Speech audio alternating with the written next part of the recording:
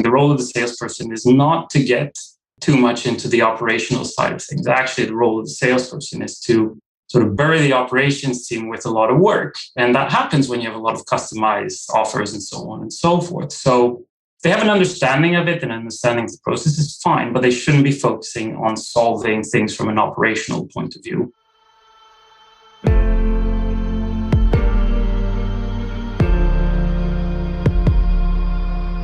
This is RevOps Demystified, the number one most downloaded podcast in revenue operations.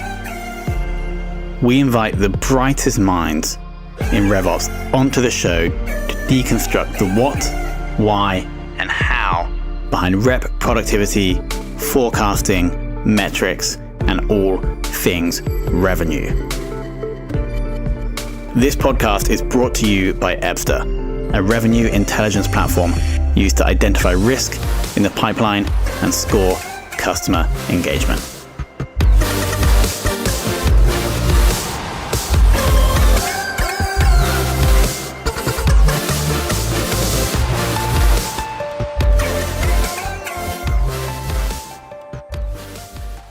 Hello and welcome to another very special episode of the Sales Ops Demystified podcast. Today, we're joined by Gabriel Hobbs, who is the head of sales operations at Tacton.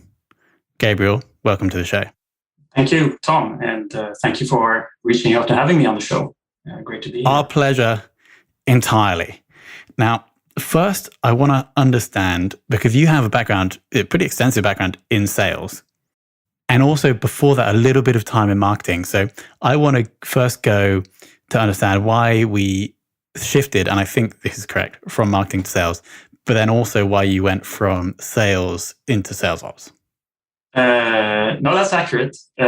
Started off in marketing way back when. At one point, I was sort of reviewing where I wanted my career to go, whether I wanted to go down the path of marketing or whether I wanted to go down the path of more sales. And marketing was always an interest, but I decided at some point, I think it was in 2007 or something like that, or 2005, that I'm going to focus on sales and sort of try and develop my skills there. And it was an element of, I like interaction with people. I like solving people's challenges, and understood that sales was a combination of those two. If you could listen to what the potential customer is looking for, what are their challenges, and then, as I say, when you're in sales, you usually have a bag of stuff that you're representing. And then having a look in my bag and seeing if any of the products or the services that I represent would solve this customer's challenges. And if yes, then present what I have and sort of have a dialogue with them. And if no, sort of say, I'm sorry, I don't have anything that could work for you. So let's leave it at that for now. But in the future, always leave some doors open for future business, essentially. So that's where the jump from marketing to sales went. And then after quite a few years in sales, I moved to Sweden, got involved into the tech industry here, had not heard so much of SaaS. This was back in 2009, and continued to work within sales there, quite different than product sales, because you're not specifying specific products, but you're really listening to challenges and trying to paint up a success story with the service that you represent. Having worked with sales, developed sort of into a sales leader, even in that function, where I learned the importance of forecasting, how to work with Salesforce, for example. I hadn't worked with Salesforce before that. I was approached by one of my managers at the time, where we had an issue with renewals. So it was quite of I wouldn't say mess, but it was difficult to get an overview of our customers and of our renewal process. So I was asked to, because as a sales leader, I was always quite a bit focused on processes and data and setting up reports and dashboards and Oh, I always work with that. So I was asked if I could do the same type of process creation, but for renewals process of the organization. So that's when I moved into sales operations, set up a process for our renewals team, started a customer success team within the organization, and then eventually took over the leadership of that customer success / account management. That's another sort of conversation to be had if it's account manager or customer success. But that's essentially where the transfer came, but always sort of bringing it back to the customer, always bringing it back to the challenges, always bringing it back to the sales process. So that decision that I made a while back has always been there in the various roles afterwards, and is still the same today. Well, it's a bit of a long story. No. First thing I want to say is your description of sales I thought was really, really good. Really ethical, and it kind of made me want to be in sales more. It's like the consultative approach of understanding, and then either saying no, we'll speak later, or saying yes based on what I have in my bag. I really like that. Then I just want to jump onto a point that you mentioned briefly about the difference between customer success or account management. How do you guys deal with that at the moment? Is that as soon as someone buys, are they sent over to customer success and the salesperson or the account manager, like what is their role in that process after the sale? So at the moment, I've seen different variants of, depending on the organization, depending on the size of the organization, depending on the complexity of the product that you sell. At Tacton, we have, when a new customer signs on, then we would hand over the relationship over to the customer success manager. So we do have a customer success manager that is responsible for the customer once they have signed. The account manager is still involved. Obviously, I think there's always, as an account manager, you never really entirely, and it also depends on the size of the organization, right? So we're about 150 or so.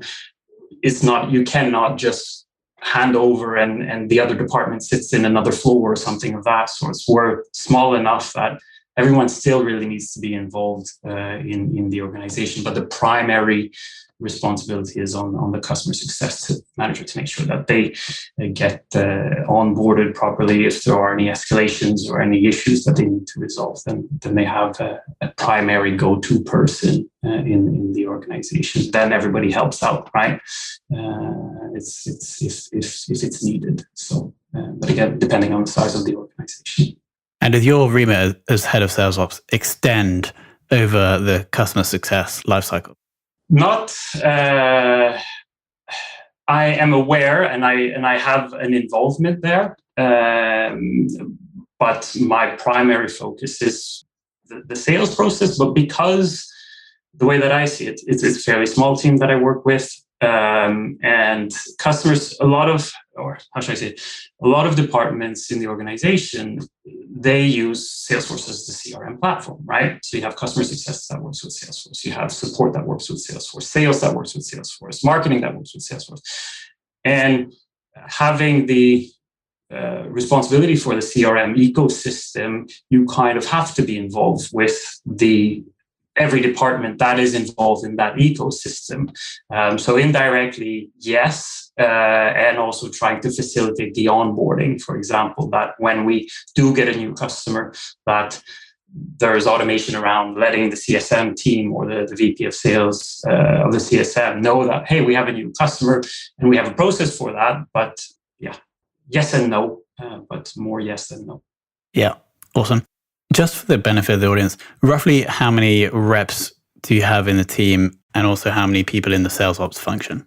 In the sales ops function, at the moment, we are, including myself, 3 with an open headcount, and supporting a sales organization of about, I think it's 15 sales executives in 2 regions. So we have an office in North America, and we have an office here in Stockholm, head office, with a team spread out across Europe.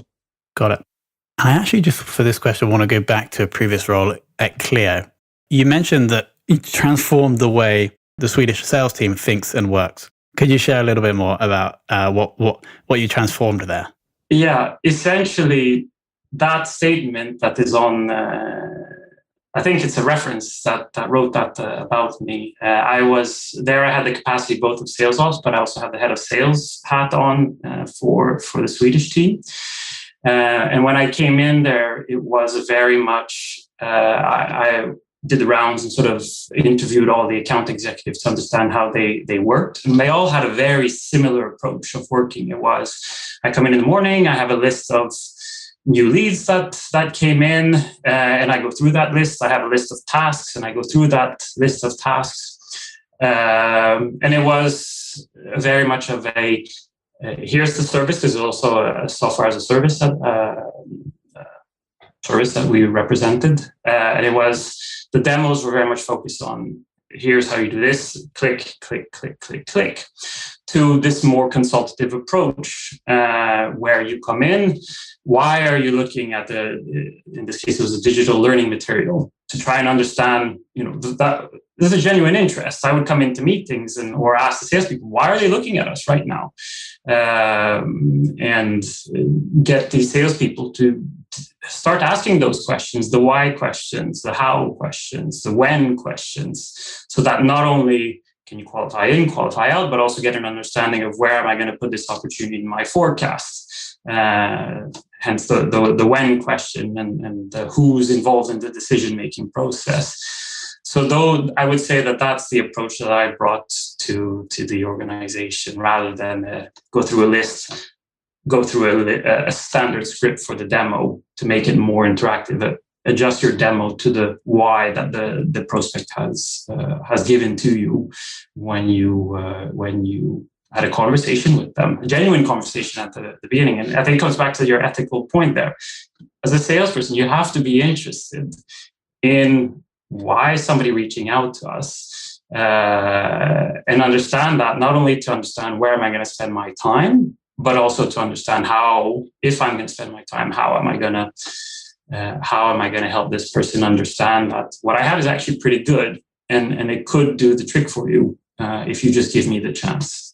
The noble pursuit of sales, and I totally agree. And I love that answer came back to the first point about your actual history and experience with sales. And I assume that's also why you must have come in and saw that actually, no, this is a better way to sell, and then you shared that wisdom of the team. Coming back forward to I'm just saying, otherwise you're just pushing information down people's throats, and that's not a good type of salesperson. And it's a different style of salesperson, and it works in certain industries, but it doesn't work when you're trying to sell a solution. Totally agree. Final question for me here.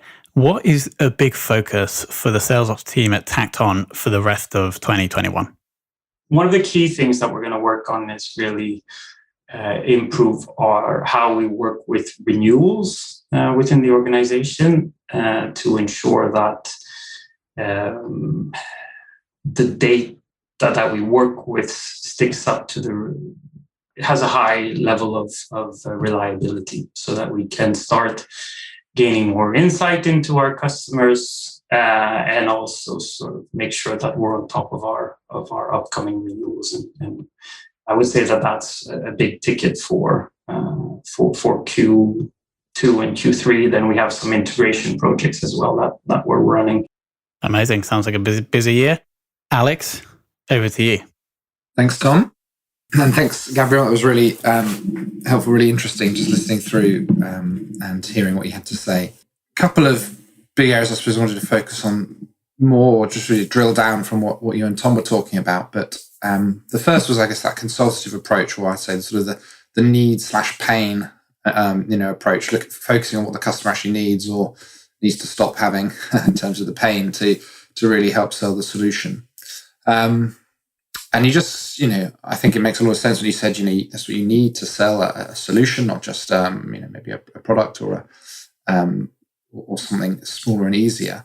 But I was also wondering if you had any reflections on how that has set you up for a career in operations, and whether the sort of the modern sales professional who is not trying to sell ice to Eskimos, but, sell ice to Saharans, so to speak, is now better suited to starting to move into this operational world as well. So, I mean, how impactful on your journey was it, do you think, that you've always had this consultative approach to sales? And how has that affected your ability to then, to deliver in a sales operations world? Cool. Yeah. Okay. So I take, how impactful has it been? I think it's been very impactful. I was doing it even when I hadn't had any sort of training in sales per se, where before my time in the first SaaS company where we worked with Salesforce, where we had, forecasting, where I was doing it. And I think that's what some of the people, some of my customers, when I heard, why they wanted to work with me, so they felt that there was a confidence there, that they trusted that their project would be in good hands and that ultimately they would look good because they've made the right choice. Bring that into the software as a service with more sort of these types of frameworks. So I remember being introduced to the BANT criteria for forecasting and the budget, the authority, the need. And it comes back to the need, right? Asking those questions and getting an understanding and relating it to your product. So I think it's been fairly useful, and I take that mindset. I like it, right? As I said, I like to solve people's challenges. I'm good with processes and I'm good with data, and I like to work with those things. Take that approach into sales operations, where you become essentially a support organization within the business instead of going out and solving customers' challenges or needs. You're doing that internally.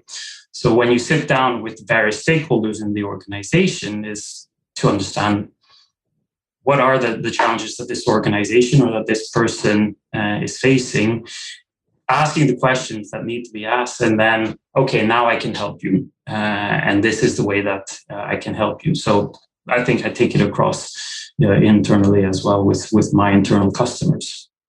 Brilliant, thanks. And I was wondering, because if that's then the approach that also you're promoting, and it seems, from my experience, that this is, the increasing realization that the salespeople are it's only in the SaaS and no longer supposed to be pushy, trying to just always sell as much as possible, but rather, as you said, consultants who are there to help understand if there's something to do, and if there's no fit now, it's like, we're going to keep in touch if we can help in the future.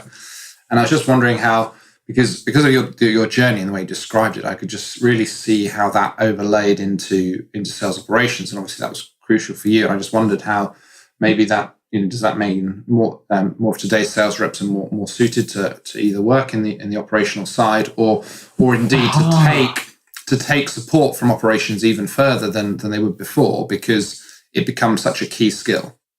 If they can help from an operational side, I think yes. So it depends on the task at hand, and the way that I see it again.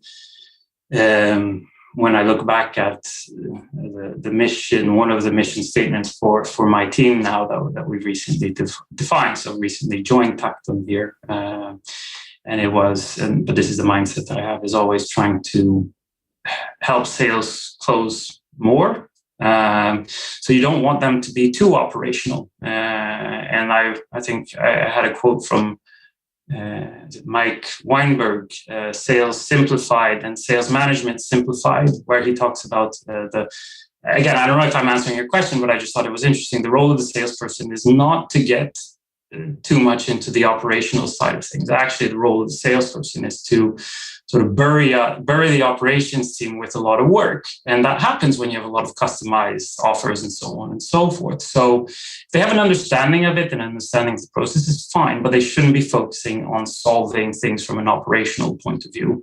Tell us what you want, and then we'll get the contract signed. We'll figure out how to solve the operational side of things afterwards, because you're involved from the deal through to the invoicing and the renewals. That's our job. That's why we're there.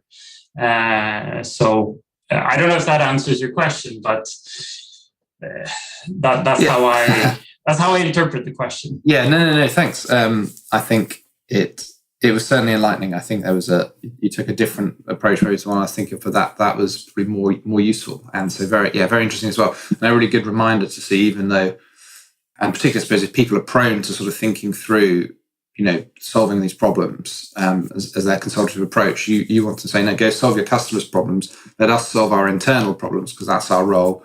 We want you as much time with the prospect than and they use us as a resource when we're talking about deals, because that way we can get, what are you trying to do with this deal? Okay, fine. Then, write that special term this way or do this that way. When we're working with forecasts, here's what you need to update because the VPs of sales are looking at it this way. So can I help you? And so on and so forth. No, thanks. And then the other piece I just wanted to sort of touch on was a bit about I think the thing I noticed was particularly interesting is you said, you're essentially, your department are the owners of Salesforce. And as everyone in the sort of go-to-market side is touching Salesforce and is routing their data through it, that means even though your sales operations, you're effectively, revenue operations to an extent, because, you have to have it. And that was just a really interesting insight. And I wondered, therefore, as then the guardian of Salesforce, how is that, how have teams sort of interacted with you, and how has that helped, ensure that you're not being too siloed as departments, despite the fact that you're not got that sort of set up across teams? How do the teams? I mean, we have regular. Again, if I interpret the question, we have regular sort of stakeholder sessions where we go through the list of the requirements. It also helps us, the question that you have, Tom, what is the focus for H2? That's because we've understood, speaking to the rest of the renewals element of side is partially sales has a vested interest in that, but so does the CSM team in particular have a vested interest in that. So it's by talking with the various on a regular, whether it be weekly. I have some meetings that are more on a weekly basis and some that we'll be introducing on a more monthly round the table. Sort of, this is what we have on our board. Which ones are the key priorities? What's a burning issue? How big of a piece of effort is it? And then prioritize those pieces of work. A bit like it's a CRM roadmap with various departments involved. And yes, it is sales ops, and that's where a lot of my focus is spent on. But we have a dedicated Salesforce admin, and he's more the RevOps across the organization, where I have some insights into what else is happening within the organization, what are the needs there. Yeah, so that's helpful. So then, because he's the sort of the owner, he can see if CS is requesting something, it's like, oh, that's very similar to something we're already doing with sales. Why don't we see if we can align that to make it a smoother process? You can have that kind of nice feedback system through. Yeah. And then my level of involvement when working with the various sort of projects will be higher or lower depending on whether it's more of a sales related task or not. But I think it's interesting with the revenue ops and sales ops. It's difficult to, especially when you have a small organization within a smaller organization, to really justify that you have a RevOps only person, or whether you would have a more across the board person and label it as sales ops or instead of RevOps. I think it's. Thank you very much. I think, Tom, it's probably time for you to come back and ask the one question that you forgot to finish with. Alex, that's so true. How could I possibly forget? Gabriel, who in the world of sales ops would you most like to take for lunch? That's a good question, Tom. And I have reflected a bit on it. I'll give you the who and then I'll give you the why as well, if that's okay. Who is Martin Hansen, and he is head of sales up at Clio. So he took over from my position a few months back.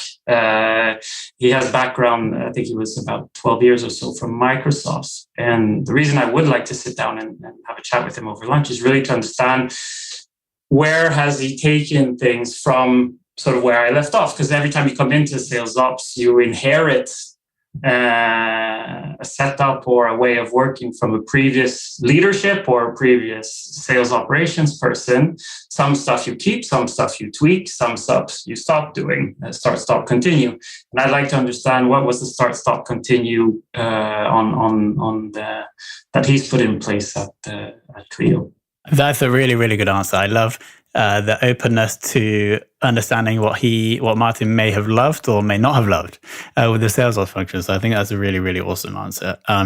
Maybe we'll try and get Martin on, not to talk about the sales function. That's for the lunch. That's for the lunch. No, I understand. It's for the lunch. It's not for the podcast, of course.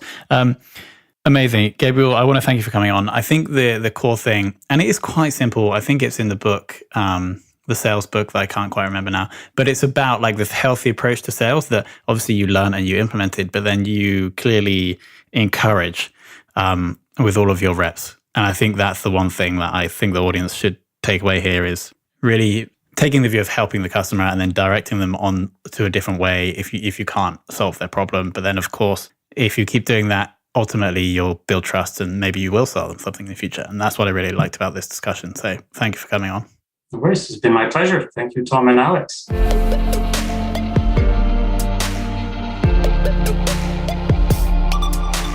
Thank you for listening to this episode of RevOps Demystified.